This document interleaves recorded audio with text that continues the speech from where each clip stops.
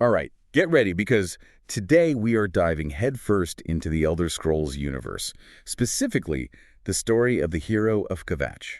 Oh, an excellent choice. You've given us some seriously interesting lore about this mysterious character, and honestly, I'm ready to unpack it all. Like, why is this seemingly blank slate of a character such a legend? That's the thing about the Hero of Kvatch, Yeah. right? I mean, they start as a prisoner. No one even knows what their crime is, a total blank slate. And we, the players, get to kind of project our own heroic ideas onto them. Right. But then, boom, in this really dramatic moment that changes everything, the Emperor himself, he recognizes them. It's like fate just decided to make a grand entrance. Exactly. And this whole encounter, it's not just about some ancient prophecy or lineage, although those themes, they're always kind of lurking in the background of Elder What was Scrolls. there? Yeah.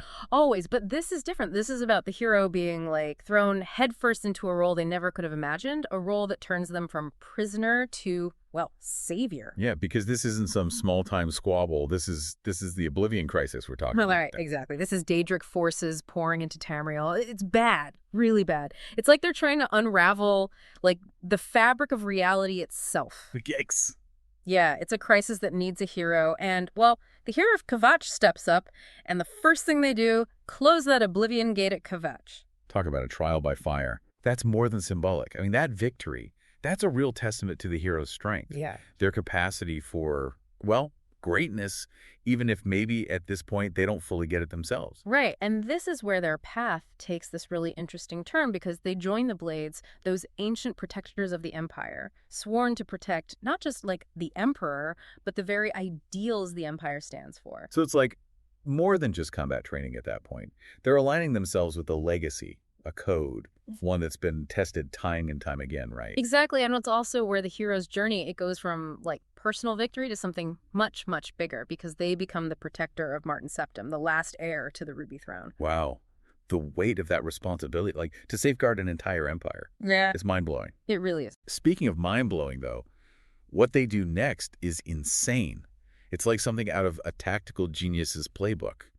They invade Cameron's paradise. Oh yeah, a realm literally made of Daedric magic and Mankar Camoran's ambition. And you know what's really interesting about this? It's not just, that they're brave enough to try this plan. It's the trust the hero puts in Martin's interpretation of that, what was it called? The Mysterium Xarxes? Yeah, the Mysterium Xarxes, that book. Oh, that book.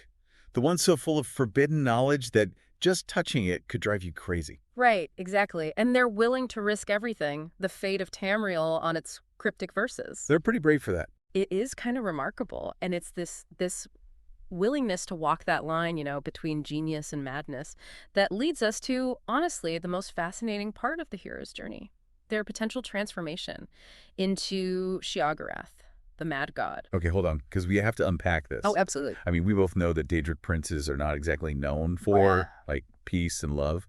But Sheogorath, that's different. Oh, yeah. If the hero actually becomes one of them, well, that changes It everything. really does, because we're not just talking about, passing on some power. This would be a fundamental change in their very being. Yeah. It's the very essence of madness, chaos, but given a form potentially living within the hero. Wow, so that really begs the question, what would that mean for their sanity, their identity even? If they become Sheogorath, are they still the hero who saved the world? Ooh, that is the question, isn't it? And it's one we're going to dive into as we go further into this lore. But for right now, remember that in the Elder Scrolls, that line between savior and destroyer, between, sanity and madness, super thin. Yeah, really makes you think. Yeah. It really is like climbing a mountain, reaching what you think is the top, only to realize there's a whole other climb ahead of you. But to really get what this whole transformation thing could mean for the hero, we should probably look at some of the key things that, like, make up their journey. And I think it all has to start with the Amulet of Kings. Oh, absolutely. The amulet, it's way more than just some shiny necklace. It's not just a symbol of power. It's like the actual thing holding back Oblivion. The fact that the hero gets this thing so early on. Yeah. Super important. Like, imagine being handed the keys to the kingdom before you even know you're in line for the throne. Exactly. It's like, bam, responsibility. And then on top of that, there's the whole threat they're facing, the mythic dawn. And they're not your average baddies. No, not at all. I mean, it's one thing to be power hungry, right? But the Mythic Dawn, they're straight up devoted to Baruna's Dagon, the Prince of Destruction. Their whole thing is chaos, total upheaval. Like, they're trying to bring about the apocalypse, convinced that something, quote-unquote, better will rise from the ashes. Right. And then there's their leader, Mankar Cameron, such a compelling figure, so charismatic, but with this chilling ambition. And he totally believes he's doing the right thing, even though he's literally inviting Oblivion to take over. Which brings us to the Battle of Bruma, where it's like the true cost of being the hero becomes very real. We've got Martin, this like unassuming priest. He just rises to the occasion. You talk about courage, huh? For sure. And you see the hero fighting right there alongside him, holding back those Daedric hordes, giving Martin the time he needs. They really formed a strong bond, didn't they? Their fates are totally woven together by this point. Absolutely. But even though they win, there's this huge sense of loss because, yeah, Martin's sacrifice, it closes those Oblivion gates, which, great, but it also means the Septim bloodline ends. The line that held the Empire together for centuries, gone. So imagine, right, Tamriel, this world that's used to the stability of having these dragonborn emperors, and then, boom, no heir. It's like a recipe for disaster, isn't it? Totally. A power vacuum just waiting to be filled. And the hero.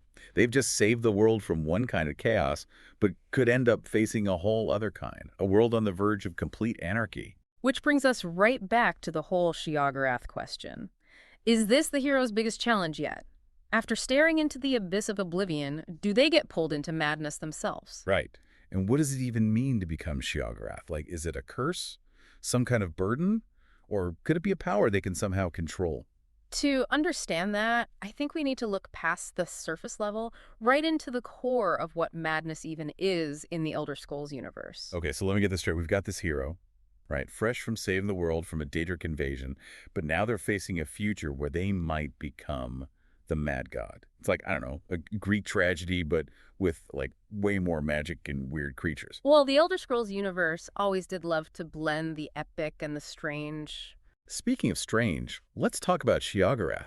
I mean, I know Daedric princes aren't exactly known for being like laid back, but Sheogorath, they're on a whole other level of weird, right? Exactly. And to really get Sheogorath, you have to understand that in the Elder Scrolls, madness, it's not just like a state of mind, it's a force of nature. It's totally unpredictable, chaotic, but then also strangely creative. So it's not just like being locked up rambling about cheese and conspiracies. Not exactly. Think of it more like this. You know how other Daedric princes represent things like ambition or destruction? Well, Sheogorath, they're all about the unpredictable, the force that can just rewrite reality on a whim. That's why their realm, the Shivering Isles, is this constantly changing landscape full of beauty and terror all mixed up together. And the hero of Kvatch, the one who fought so hard for order, they could become the embodiment of that chaos. That's, I don't know, kind of amazing if you think about it. It is fascinating, isn't it? Because the question isn't just about their sanity anymore. It's about power itself. What happens when someone used to fighting for stability is suddenly in charge of a place where the rules are made to be broken? It's like their greatest challenge yet, but instead of fighting an enemy, they're battling the chaos inside themselves. And that's what makes the Hero of Kvatch's story so compelling. It doesn't just end with everyone celebrating and everything being tied up neatly. It leaves us with this question. What happens to a hero after they save the day? What happens when they have to deal with the weight of their choices and the potential for something far greater and maybe far scarier than they could have imagined? You've definitely given us a lot to think about. So to everyone listening, if you're looking to uncover more about the Hero of Kvatch and what might become of them, remember, sometimes the answers are hidden in plain sight. Those seemingly unimportant side quests, a random line of dialogue, the Elder Scrolls, is full of hidden stories. It really is, and that's what makes these deep dives so fun. It's not just about what we already know, it's about what we discover along the way, exploring this huge, intricate universe and coming to our own conclusions. Exactly. So dive into the lore, explore those winding paths, and who knows what you might find. The Hero of Kvatch's journey might be full of mystery, but that just makes it all the more exciting to unravel. This has been The Deep Dive, and we'll leave you with this. In a world where the line between hero and madman is barely there, what will you choose to become?